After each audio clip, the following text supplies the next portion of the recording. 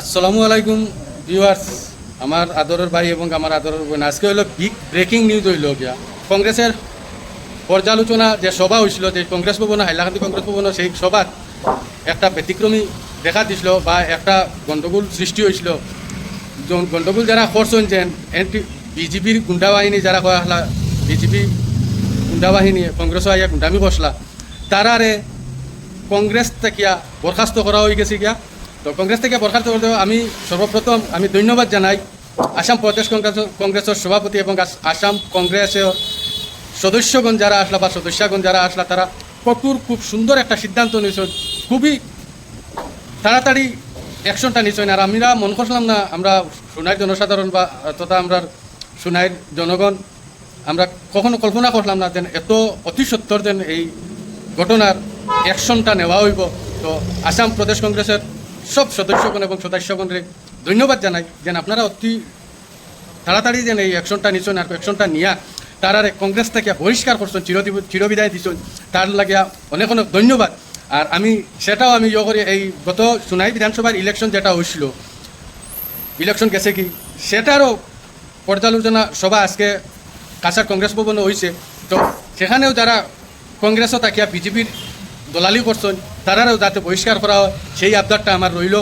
আর আমি খুবই আশাবাদী যে তারারেও কংগ্রেস থেকে বরখাস্ত করা হইব, কারণ তারা কংগ্রেসও তাকিয়া বিজেপির দলালি করছেন, অন্য পার্টি করছেন, কেউ ইউডিএফ করছে, কেউ অগপ করছে, কেউ বিজেপি করছে।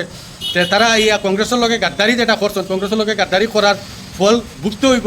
এই পর্যালোচনা আজকের যে সভা হয়েছে, এই সভার মাধ্যমে আমি ওটাও হইতে পারি 100% আসাম প্রদেশ কংগ্রেসের সভাপতি এবং আসাম প্রদেশ কংগ্রেসের যে কমিটি, তারা অতি সত্বর খুবই তাড়াতাড়ি অবশ্যই অ্যাকশন নিবা। আর যারা এইরকম করছে তারারে যাতে হাইলাকান্দি যারারে সাসপেন্ড করা হয়েছে তারার মতো সাসপেন্ড করা হয়। হাইলাকান্দি যারা সাসপেন্ড করা হয়েছে, জাহান উদ্দিন বড়বইয়া সম্পাদক, সাধারণ সম্পাদক হাইলাকান্দি কংগ্রেস কমিটি, এবং সারিম সাদ্দিক যেটা একজন আছেন তানরে, এবং মতিউজ্জামান তানরেও করা হয়েছে, এবং নয়মুল ইসলাম তানরেও করা হয়েছে। তো তারারে সাসপেন্ড করা অতি সত্য খুব খুশি হইলাম আমরা কাছাড় কংগ্রেস কমিটি এবং সোনাই কংগ্রেস কমিটি এবং সোনাই জনসাধারণ।